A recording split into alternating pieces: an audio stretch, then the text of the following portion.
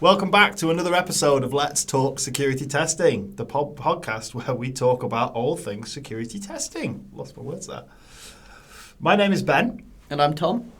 And today we're going to talk about where do vulnerabilities come from. As a man with two young kids, I feel like that title is quite aptly named. Okay, where do we start? Tom, you want to kick us off with the first topic of this discussion? Yeah, I think if I was to distill it down, I'd say that there's three primary sources of vulnerabilities. You know, there's just hold on a sec. What do we mean by sources of vulnerabilities? Places where vulnerabilities come from. Okay. The first is changes that you make, right? You have a system. That system is devoid of vulnerabilities. And then you tweak something. You add a functionality, you change a permission, you update a config here or there, and that introduces a vulnerability, right? That's the first one. The second is the addition of a new system, right? So it's not that you have tweaked a system, it's that you've got something new. You've acquired a company and you've inherited their assets, and their assets have vulnerabilities within them. Or you buy a new product or something along those lines, right? That introduces vulnerabilities. And then the third-party risk can come into that as well. Third-party risk, yeah, that comes into that as well. You bring on a supplier, they're bringing with them all of the risks associated with their business. And then the third one is a change to the threat landscape. So this one is perhaps the least fair of all, and this one is really about how you don't change anything inside your business at all, but a library that you use or a piece of software or an operating system, whatever it is,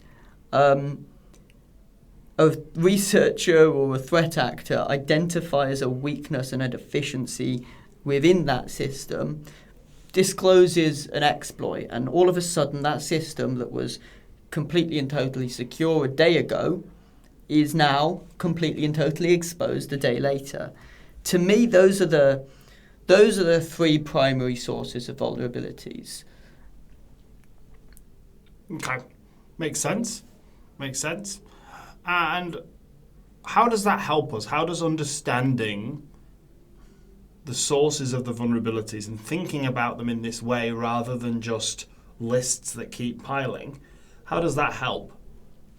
Well, it gives us a place to look, right? It gives us something to tell us that a vulnerability might exist within a system, right? If you've got a system or your organization, for example, then if you can start to monitor for changes that are being made, changes to the threat landscape, and new assets being added, then those events as they occur, those various different changes are going to be the thing that instigate, or they should be the thing that instigate you looking for vulnerabilities, right? Every time a system gets updated, you should probably be thinking, has this introduced a new vulnerability? Every time a CVE gets disclosed or some public exploit comes out, you should probably be thinking, is this impacting my system? And if you are listening and if you're monitoring for those events, then in theory, as long as I'm thinking, yeah. My brain's going more anecdotally, of course, given my role in this relationship. Mm-hmm. We're talking about sources and we're talking about overspill and overflow, and I've got this lake in my head, right, where the lake is overflowing, and the lake has three rivers that feed into it, three sources, right? But whereas within security teams, quite often we're looking at the lake and we're like, okay, how do we tackle this thing? But would make way more sense, wouldn't it, to think about the sources of the lake, mm-hmm. And coming up with strategies as each source might be slightly different in the way that it brings water and the speed in which it brings water into the lake. You might have different strategies for how you approach each one. No? Are there noticeable differences in the way that you might approach finding vulnerabilities that come from a change versus finding vulnerabilities that might come from an ODE or an asset? Yeah, I mean, you need to be monitoring them all, right? That's the first thing, and I don't think that should be different across the board. You need to find a way that you're able to detect when an event has occurred that indicates that any of those three sources is feeding potential for vulnerabilities into the system. But yeah, I mean, certainly the way that you actually go about validating whether those vulnerabilities have been introduced or not varies from source to source. If it is a change to an existing system, then you want to be doing a targeted test specifically tailored to that change, right? If you're adding a new form field before it hits production as well, crucially. Yeah, ideally, if you've got the processes in place, doing it as soon as you possibly can. You close the feedback loop, you fix the vulnerability earlier, and you're exposed for less time, or ideally no time. Which is a luxury that you're not afforded potentially with a new vulnerability in the wild. It is, yes. But the advantage that you get with new vulnerabilities in the wild typically is it's a much more binary consideration, right? You have that piece of software, and that vulnerability has been disclosed for that piece of software, which means you're much, much more likely to be exposed to that vulnerability. Not always, because there are going to be specific conditions under which that vulnerability is exploitable. But you can say with a much, much greater level of confidence that if, I hate to use the same analogies that we always use, but if, MoveIt or Log4j or something like that comes out and you know that you have that these are the specific systems that you need to look for, these are the specific configurations, this is exactly what you should be looking for. And so, of course, you can tailor that stream in that way. You're still monitoring in the same way, but you're validating slightly differently. And then the addition of new systems, this is a much, much trickier one, right? This one, you're probably going to have to be a bit more flexible in terms of the way that you orchestrate your playbook, because identifying a new API endpoint is very, very different from identifying a new server, which is very different again from identifying a new workstation and from a SaaS platform. So I would always advocate for just having these defined playbooks for saying, this is when we identify this type of an asset, having been introduced, this is the way that we test for that asset. And you can build and you can refine that playbook over time. If you buy a new tool that's particularly good at testing APIs, of course that should be added into the playbook for when you detect a new API endpoint. But that third one, thankfully,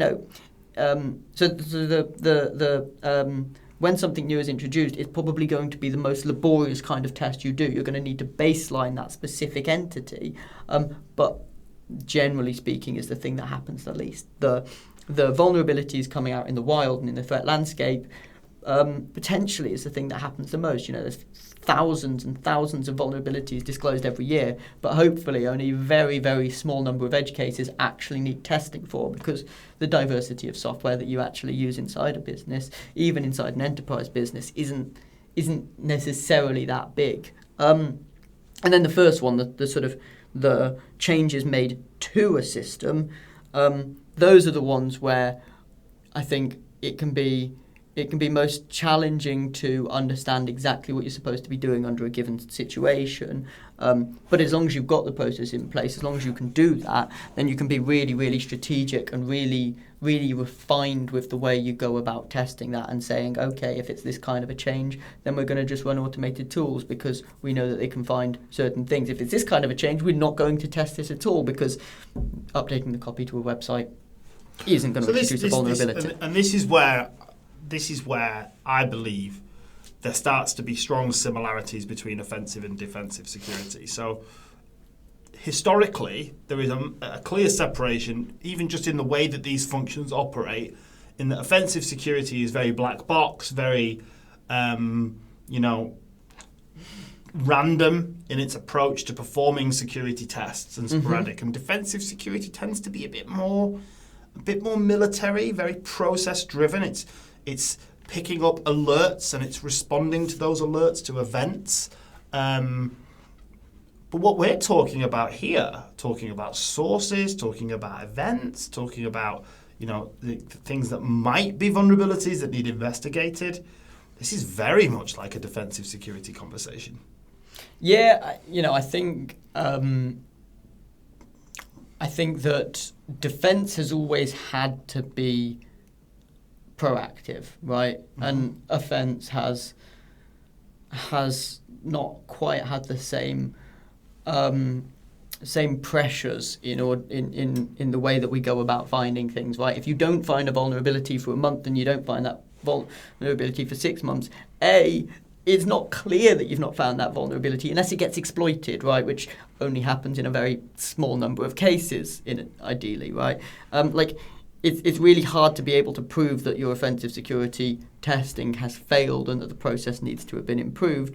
And also the impact of it, it's hard to measure. With defensive stuff, it's fairly clear and fairly obvious, right? That if you're not being proactive, you are being exploited, and you can quite clearly attribute that back to a missing control or a failure of process. Yeah, if I turned around and said to you, we have just discovered a vulnerability, it's been there for 6 months, but now we fixed it. You are going to respond very differently to if I said to you, we've just discovered a threat actor on our network. He's been on there for 6 months, but don't worry, we've just fixed it. You're going to have a lot more questions on the second one than you are on the first one. I don't know why, because the first one could just as easily lead to bad, if not worse, consequences than the second one. But the attitude is different, isn't it? Yeah, I think the attitude is different. But I think the reason why is because for most organisations they've been fairly fortunate in that you are coming and you are saying we found a vulnerability, for most security teams, it's fairly fortunate in that they've got the scapegoat. You're coming and you're saying we found a vulnerability. But you're not saying it's been in the system for 6 months, right? You're just saying we found a vulnerability, and then everybody's happy that you found that vulnerability. If you're saying, and it's been in the system for 6 months, if you had that level of depth, people would probably be pretty unhappy. And also if you then said, and it's been exploited 9 times, then people would be even more unhappy. So I think that's why I don't want to say offensive security has been able to get away with it, because I don't think it's getting away with it. I just think it's hard. Some of this new tooling on the market that's actually deployed at runtime and is detecting when vulnerabilities get exploited, particularly in software, is going to bring to light a lot of these things, because we are going to start to find ourselves in a world where those conversations do happen. And people can conclusively say that this vulnerability not only has existed for 6 months, but has actually been exploited 6 times in that period of time, So the conversation's been dragged in this direction. Yeah, and I think to an extent we found ourselves on in offensive security, we found ourselves on the back foot a little bit, or leaning a little bit too much on defense as the real catch-all, right? We say we have these catch-all methods for security testing where we've got scanners and we've got manual tests once a year and we do the best that we can do. But then we kind of say, if we don't find these vulnerabilities, defense should still be there and defense should still be identifying the vulnerabilities. But yeah, I think if you really held our feet to the fire and said, actually, no, this vulnerability shouldn't have been there because you should have caught it. You should have found mechanisms for preventing this from getting into production at all, then we'd all be better off. And again, right, just to bring this home, if I said to you, I'm sure people listening to this now are thinking, Tom, you're insane, right? You want me to use every single ticket as an event for testing. You want me to use every single potential vulnerability in the wild for security testing, every single new asset for security testing. We do a pen test every year and a monthly vulnerability scan. What are you talking about?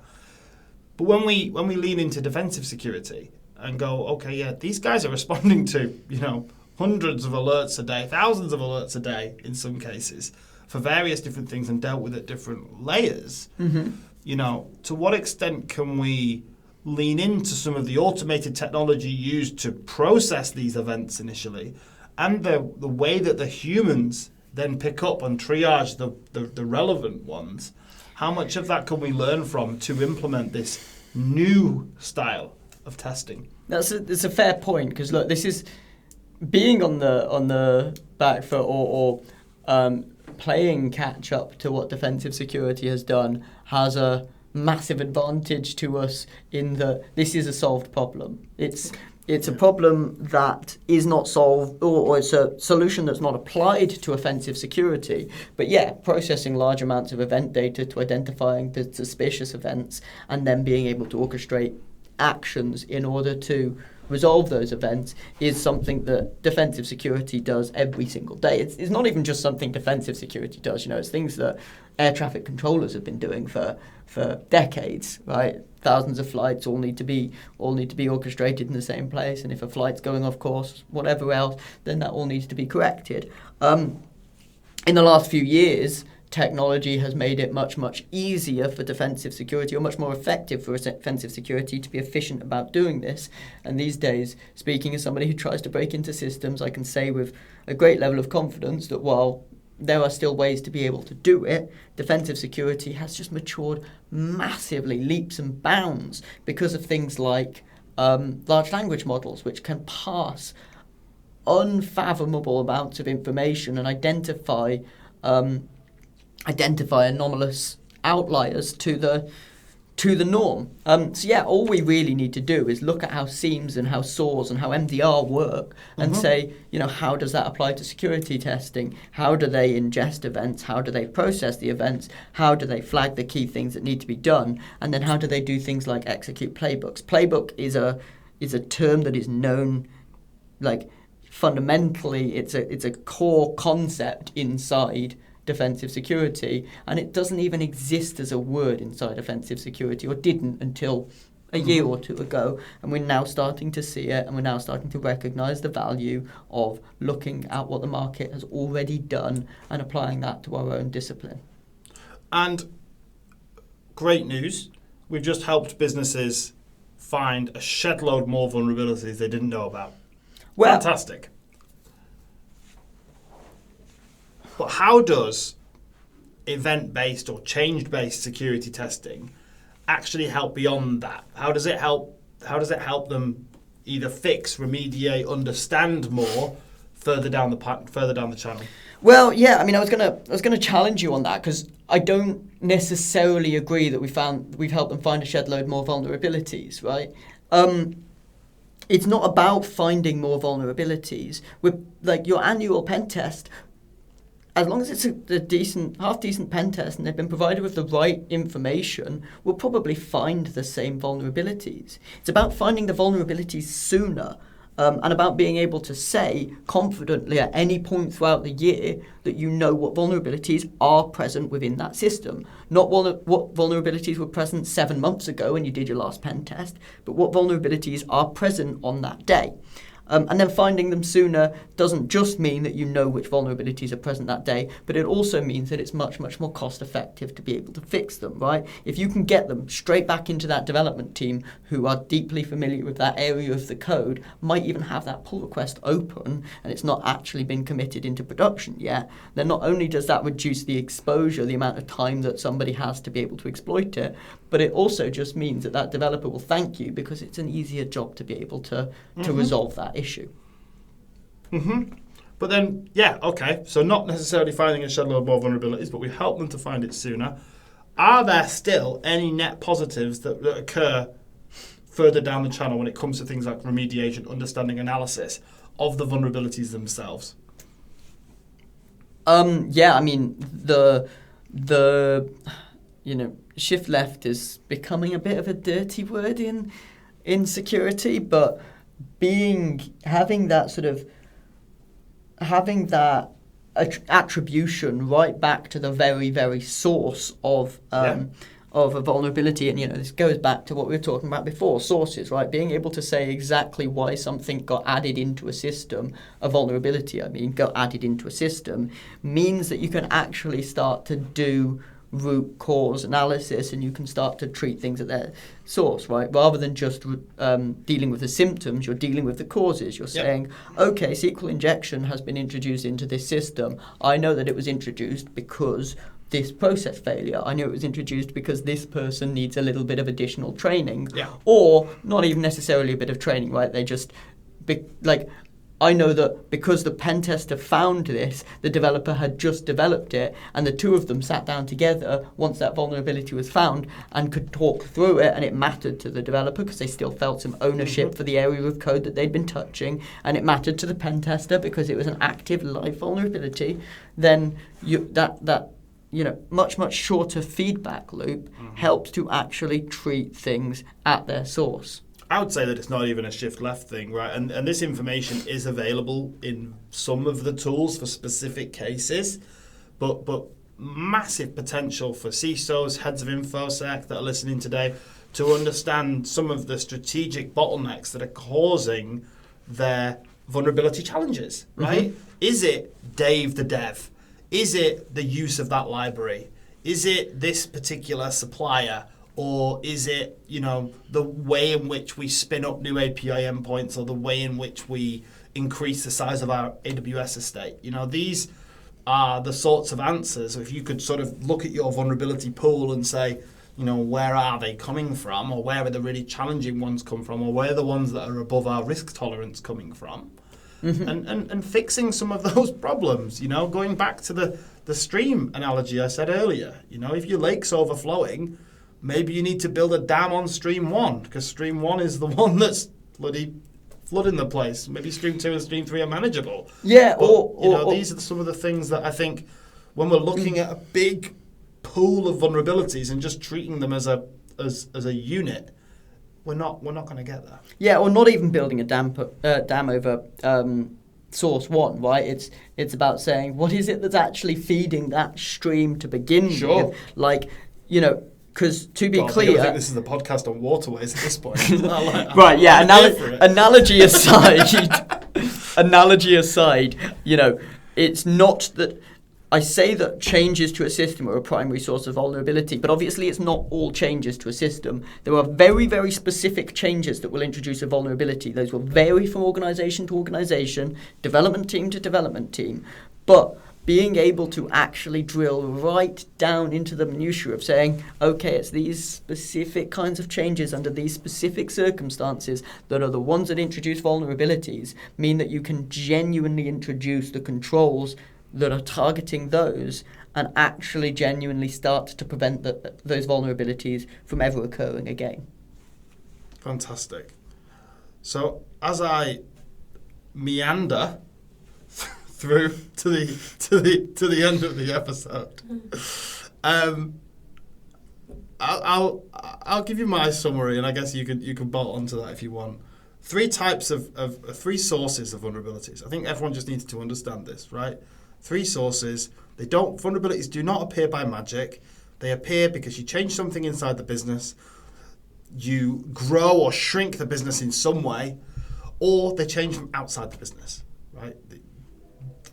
Everything goes in one of those three buckets, and if you can get them in them buckets, has a knock-on impact in the way that you process, manage, fix everything with the vulnerabilities themselves. Look at defensive security. Every business is doing this now from a security operations center perspective.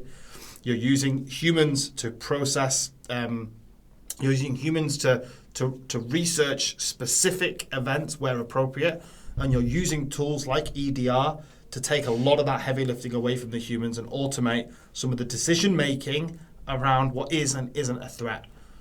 Reverse the language, use tools to determine what is and isn't potentially a vulnerability, and then use humans to come in to pick up where the tools clearly have limitations. Anything to add to that summary? No, I don't think so. I mean, the only thing I would say on top of that is we've, as an industry, not been that scientific over the years, and we've not been that reflective about how we can actually improve our processes. We've said, security testing is hard, finding vulnerabilities is hard, but it kind of works. Let's just keep doing more of it. Let's scan more frequently. Let's pen test more frequently. But I hope you're not about to say that hacking is more of a science than an art. I think if hacking was more of a science than an art, then we might find that the actual outcomes of that would be more effective, would be more efficient, and actually would work more cohesively with the rest of the business, which is what we're really trying to shoot for here. Well, you heard it here first from a pen tester, nonetheless. Thanks for listening this week. That's just about the end of the podcast. You can get us on YouTube. You can get us on Spotify, Apple. We're all over the place at the moment. This is great. Yeah, I'll catch you in a couple of weeks. I'm excited. This is great. Cool. Bye now.